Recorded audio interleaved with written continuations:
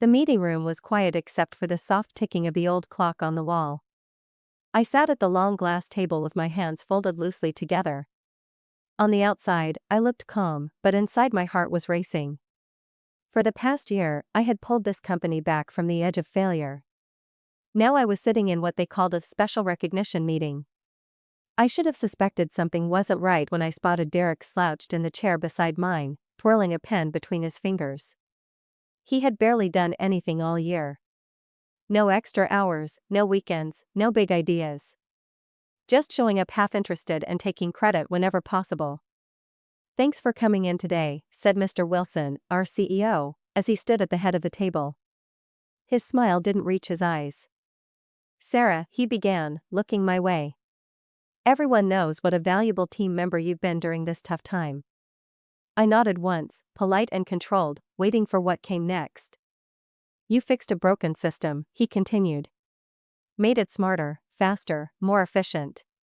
That artificial intelligence shipping program you created completely transformed our operations. Our earnings this quarter are the highest ever, up 300%. That's quite something." "Thank you," I said. It wasn't fake modesty. I knew exactly what I'd done. Every night without sleep, every problem fixed at dawn, every system crash I personally brought back to life. All of it had led to this moment. Wilson laughed awkwardly, then turned toward Derek. "And Derek, your leadership qualities have really started to shine." My smile froze. Leadership qualities? This was the guy who once mixed up a database with a simple spreadsheet. "Which is why," Wilson continued, "starting next week, Derek will be stepping into the new Director of AI Operations role."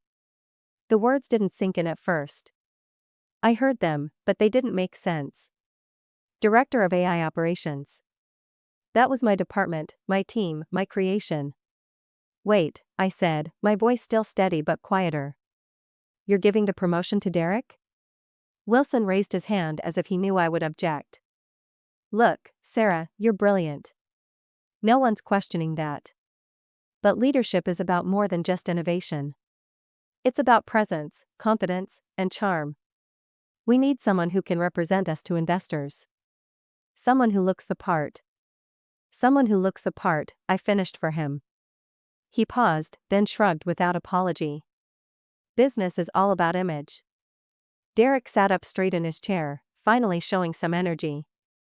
"Hey, don't take it personally, Sarah. I'll still need your brain, obviously. But now you can focus on what you do best. The technical stuff." That's when it happened. Wilson reached into his jacket pocket, pulled out his wallet, and tossed a wrinkled $50 bill onto the table. "For your hard work," he said. "Consider it a token of appreciation." The room seemed to tilt. $50 for creating an AI platform that turned a dying shipping company into a $200 million market leader in less than a year. $50. I stared at the bill, then back at Wilson, at Derek, who was already texting someone under the table. Probably his golf friend. Probably another person who thought charm was the same as competence. I didn't argue. Didn't raise my voice. Instead, I picked up the bill, folded it carefully in half, and slipped it into my pocket. "Thank you," I said softly. Wilson gave me a confused look. "You're not upset?" I smiled. "No, I'm just going to head out now." Then I stood up, my shoes tapping softly on the floor, and walked out without looking back. No slamming doors. No angry speech. Because I knew something they didn't. They thought I would feel humiliated, that I'd shrink away and keep working quietly while Derek paraded around in a title he didn't earn. But what they didn't understand was this: I never needed their approval, and I never stayed quiet because I was weak. I stayed quiet because I was thinking. And the next morning, everything changed. The next morning I arrived at work at exactly 7:45 a.m., 15 minutes earlier than usual. The front desk guard looked surprised. "Didn't expect to see you today, Sarah." I gave him a small smile. Force of habit, I guess. But the truth was I needed to see it. All of it. One more time. The system I had built, the team I had trained, the foundation I had created. Because when something's about to fall apart, you study the cracks before it crumbles. When I stepped into the elevator, I caught my reflection in the mirrored wall. Calm face, neat hair, tired but alert eyes. You'd never guess the storm that had just hit me in the form of a wrinkled $50 bill. The doors opened to the 4th floor. My floor. Or rather, what used to be my floor. My office door was open. Boxes were already stacked against the wall with my name scribbled in marker. And sitting at my desk, feet casually propped up like it had always been his, was Derek. He had moved in without even trying to be subtle. A mug with his name printed on it sat beside my monitor, the same monitor I had bought myself last year because the budget was too tight for upgrades. "Oh, hey," he said when he saw me. "Didn't expect you to come in." I didn't answer right away. I just walked in, slow and steady, like I still owned the place. Like nothing had changed. For a moment, I saw a flicker of uneasiness on his face. He sat up a little straighter. "I just came to grab my things," I said, pointing to the boxes. "Right. Of course." Derek cleared his throat. "Listen, I hope there are no hard feelings. You're still part of the team, obviously. Just in a different role now." "Different role?" I echoed, raising an eyebrow. "Wilson's putting you on a special project. Something about updating old systems for the support team. Should be fun. Lots of behind-the-scenes cleanup." Behind-the-scenes cleanup. I almost laughed. I had just written the most advanced shipping AI in the industry, and they were assigning me to fix printer problems and broken spreadsheets. "Sounds perfect," I said dryly. Derek missed the sarcasm entirely. As I walked down the hall with the boxes in my arms, people glanced at me, then looked away. No one said anything. No one stopped me. It's funny how quickly people forget the one who held the walls up when they were falling down. I made it to the back corner of the building. The support department, tucked away like an old storage room. A desk with a half-broken chair and a flickering screen waited for me. I sat down slowly, staring at the mess of cables and dust like it was some kind of joke. But I wasn't angry. Not really. Not yet.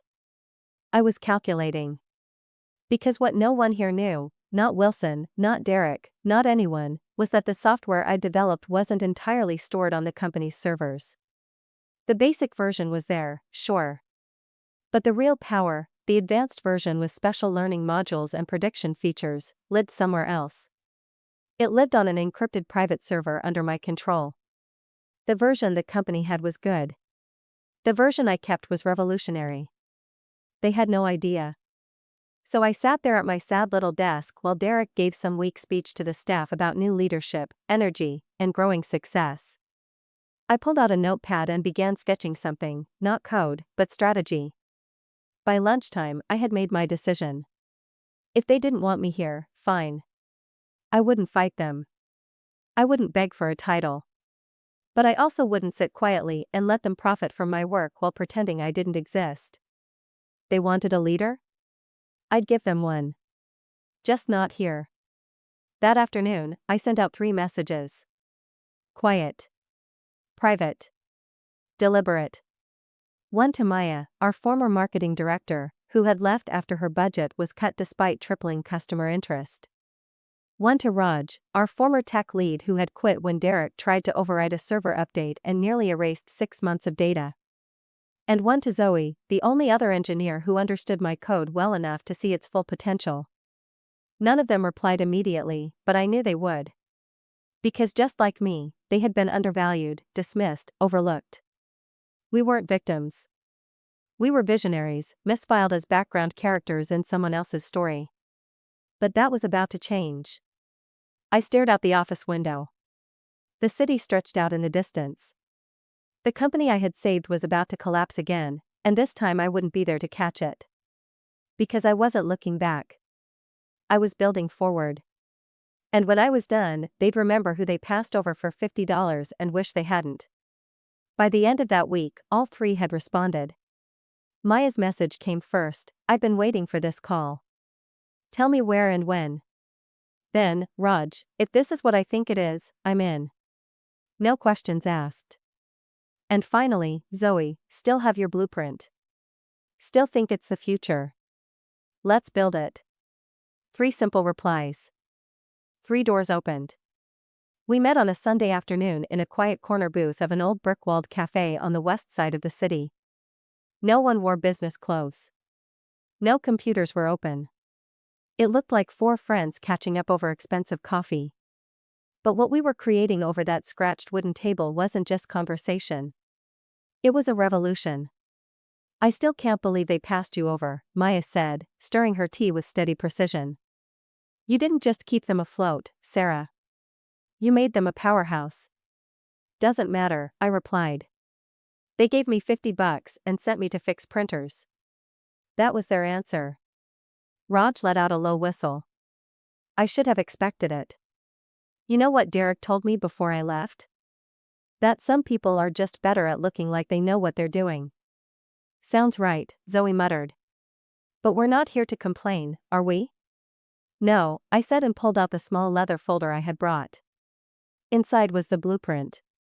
Not just for the software, but for the entire business model.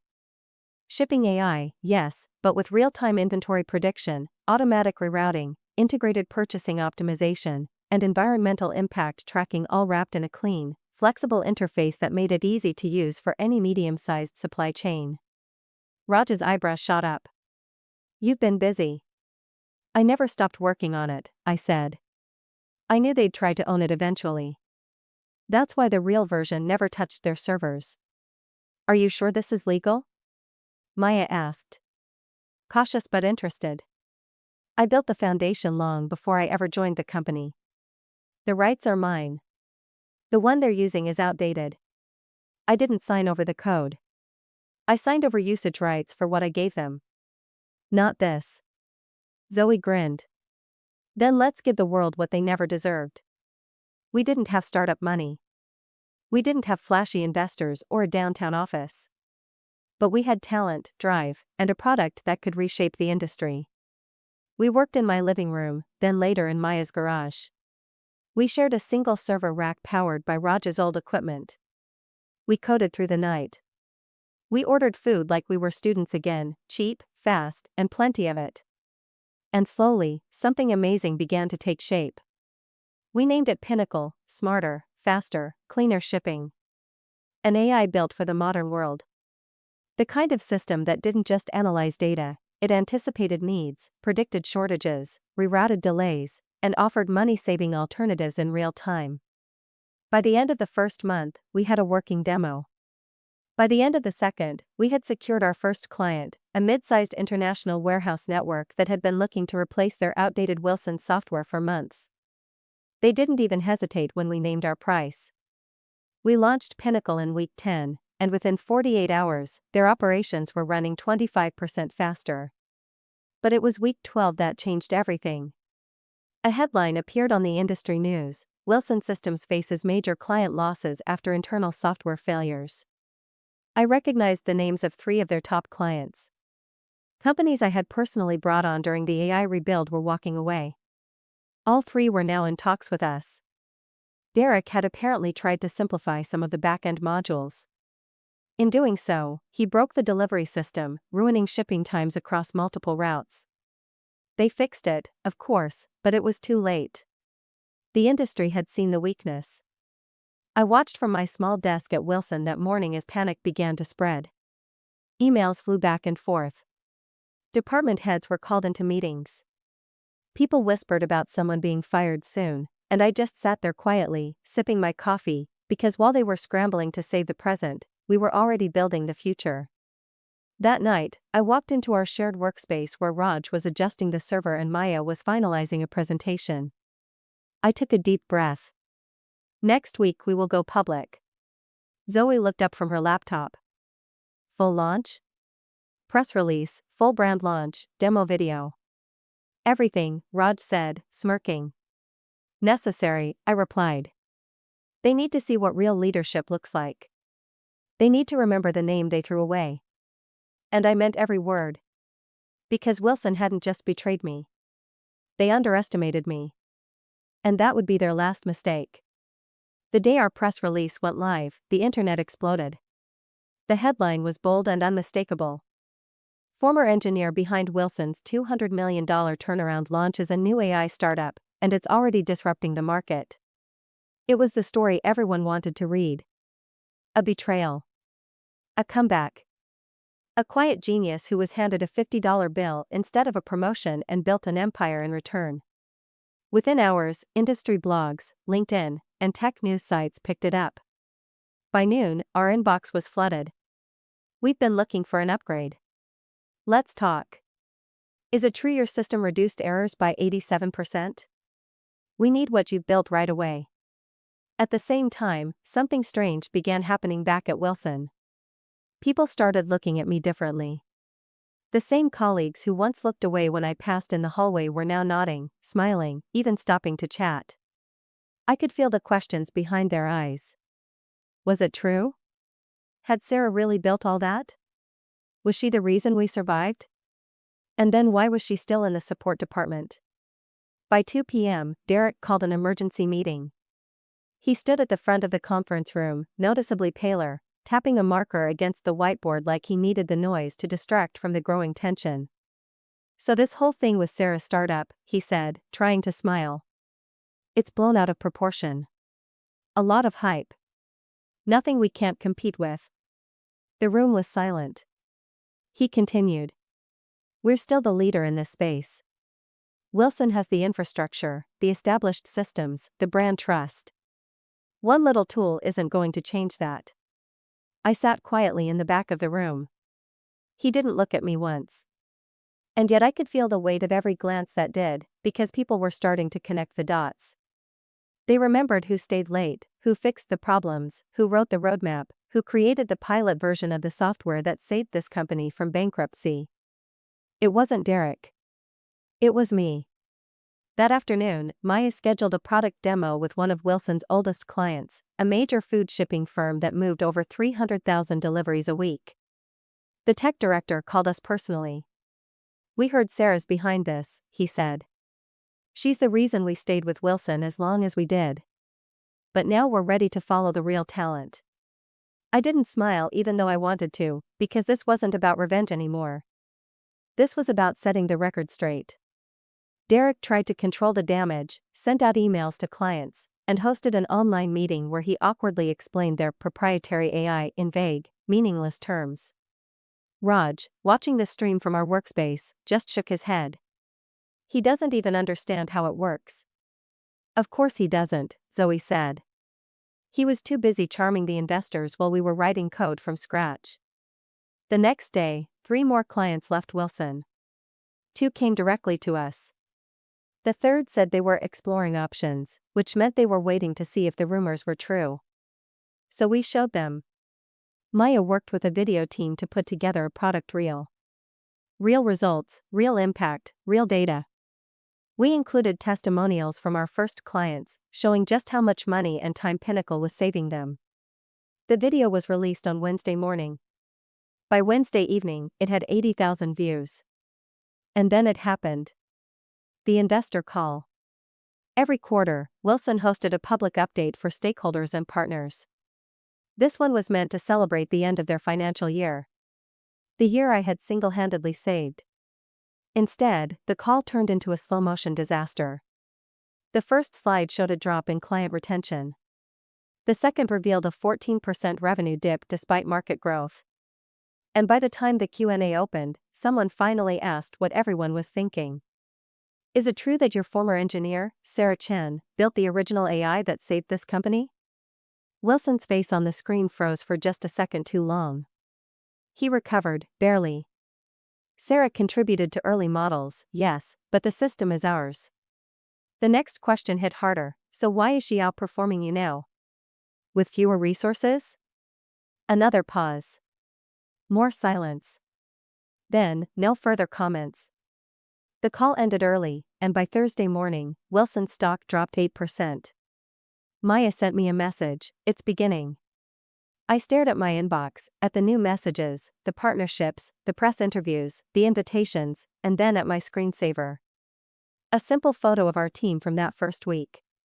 Tired faces, hopeful eyes. We hadn't had $1 to our name then.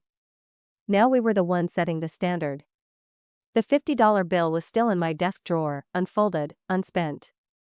A reminder not of humiliation, but of clarity. They paid me $50 for building their future, and now I was taking it back. By the start of the next quarter, Wilson Enterprises was bleeding, and the industry could smell it. Clients weren't just leaving, they were running. The shipping forums lit up with complaints. Slow updates. Buggy routes. Data errors. Downtime. Things I had fixed were now back and worse than before. Their support team, the one I was once demoted to, was overwhelmed. Problems piled up. And Derek was fading. Not literally. He still came to the office, but the smug confidence was gone. His tie was always loose now.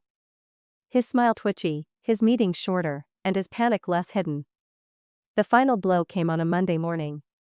Wilson's largest distribution partner, one of the top 5 in North America, announced their switch to Pinnacle. We hadn't even approached them. They came to us. We were tired of temporary fixes and guesswork, the CEO told Maya on the call.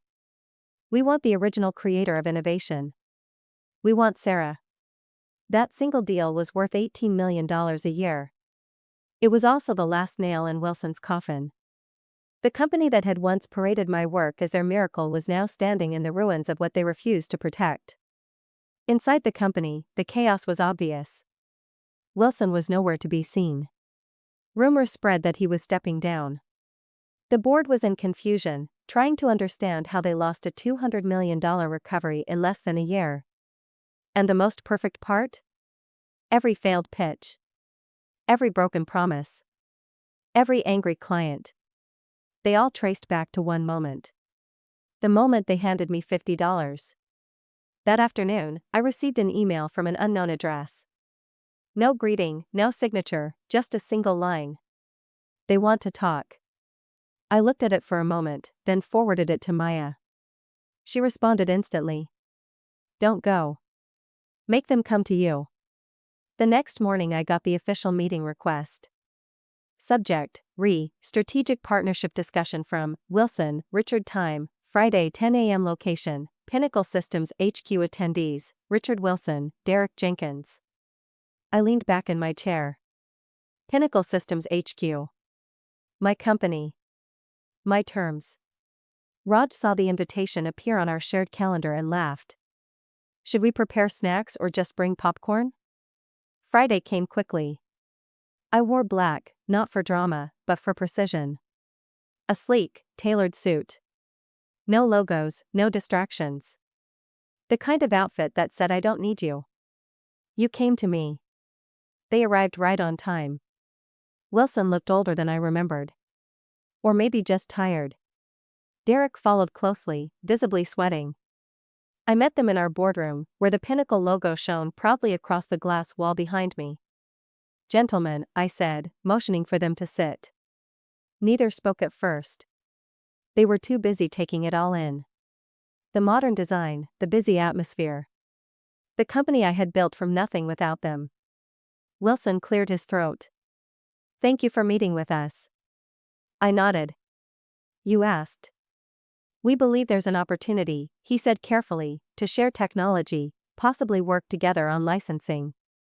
I let the silence hang. Derek jumped in too quickly. Look, Sarah, we all know you're doing great things, but Wilson still has brand recognition, distribution networks. You're losing clients left and right, I interrupted. You've destroyed investor trust. Your last software update ruined thousands of delivery schedules, and 3 major companies have publicly complained about your service. Derek flinched. Wilson tried again. We're willing to offer you a leadership position. Senior level, freedom to work your way, competitive salary, and of course, full control of the AI division. I raised an eyebrow. Let me guess, I said. You want me to fix the mess while you take the credit again? Just like last time. No, Wilson said quickly. This time would be different. I leaned forward slightly. Calm. Direct. You're only here because you thought I'd disappear, that I'd accept your leftovers and stay quiet. You underestimated me once. You don't get to do it again. The room was silent. Then I stood. I didn't come here to rejoin Wilson. I came here to end this. I pulled out a folder and slid it across the table. This is a formal buyout offer. Pinnacle Systems will purchase all remaining Wilson Tech assets, patents, and software licenses. You walk away with dignity, but Wilson ceases to exist. Derek stared at me, mouth open. Wilson paled. You? You're buying us out? He asked, like he still couldn't believe it. No, I replied. I'm giving you a way to leave gracefully before the market does it for you. They didn't speak for a long time. Then quietly, reluctantly, Wilson nodded. I'll take it to the board. As they stood to leave, Derek turned to me, voice low. You're really going to erase everything we built? I smiled slightly. You didn't build it. I did. And I'm not erasing it. I'm preserving it without you attached. When they were gone, I sat alone in the boardroom for a moment longer, thinking, breathing. They had come to me begging, and I hadn't even raised my voice. Because real power doesn't shout. It simply waits. And then, when the time is right, it takes everything back. The deal closed quietly, almost without drama. No press release, no big headlines. Just a formal statement filed with the financial authorities. Pinnacle Systems acquires Wilson Enterprises' remaining assets, including proprietary technologies and IP rights. One paragraph to summarize an entire chapter. And with that, it was done. The company I once saved no longer existed. The brand was absorbed. The patents filed away, the software replaced permanently by Pinnacle, which had now become the gold standard across the shipping industry. Within weeks, our market share grew to 52%, then 58%, and still climbing. Pinnacle Systems had gone from small startup to undisputed leader in under a year. It should have felt like victory. And in many ways, it did. But something strange happened after the papers were signed. After Wilson and Derek signed over every last bit of their pride in that silent conference room, too embarrassed to meet my eyes. I didn't feel revenge. I felt peace and clarity. Because what started as a mission to prove them wrong had turned into something much more powerful, proving myself right. A few weeks after the buyout, I was working late at the office reviewing a new partnership proposal from a European supply chain company. The floor was quiet, except for the hum of computers and the faint sound of a cleaning cart in the distance. Then my assistant called in. Sarah, you have a visitor. Says it's important. I was surprised. Who? A pause. He said it's your father. I felt my chest tighten slightly. I hadn't spoken to him in almost 2 years. Not since I chose to pursue a path he called unstable and unrealistic. He was the one who told me that engineers should stick to their place and that business was for men who could handle pressure. Apparently, he had heard the news.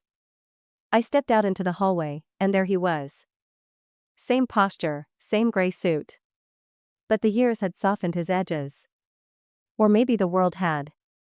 He looked at me as if seeing me for the first time.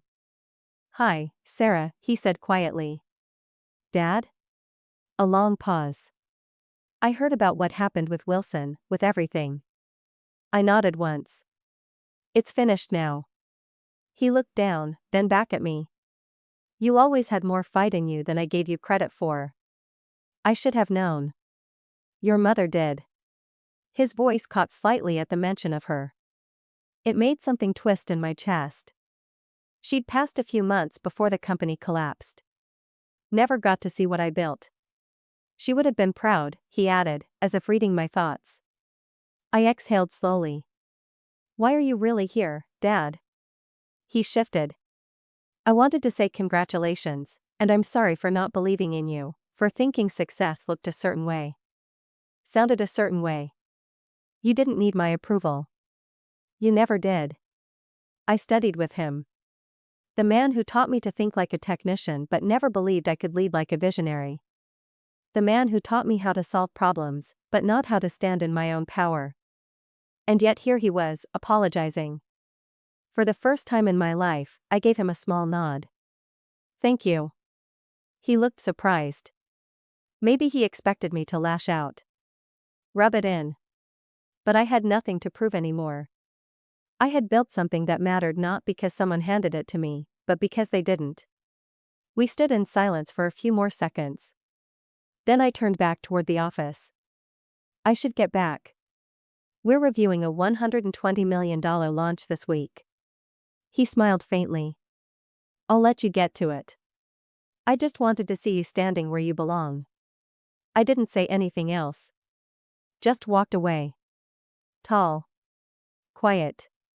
Steady. Because that was enough. The next day, Pinnacle Systems hosted its annual leadership summit, our first as a top industry player. Company leaders, tech directors, innovators from around the world filled the main hall. I stood at the podium, the stage lights warm on my face, the weight of hundreds of eyes focused on me. But this time I wasn't nervous. I wasn't trying to win anyone's approval. I was here because I had earned it. As I finished my main talk, I paused before the final slide. There's something I want to leave you with, I said. When people underestimate you, let them. When they hand you $50 and call it thanks, take it, not as a reward, but as a receipt. Laughter. Applause. I smiled. Because when the world tells you that you're only worth what they decide, prove them wrong. Build something they can't ignore. And when they finally see you standing on top of the thing they tried to bury you under, just smile and get back to work. As I stepped off the stage, I felt something shift inside me. This wasn't the end. It wasn't even the high point. It was just the beginning of a legacy built not from revenge, but from the determination of a woman who took $50 and turned it into an empire.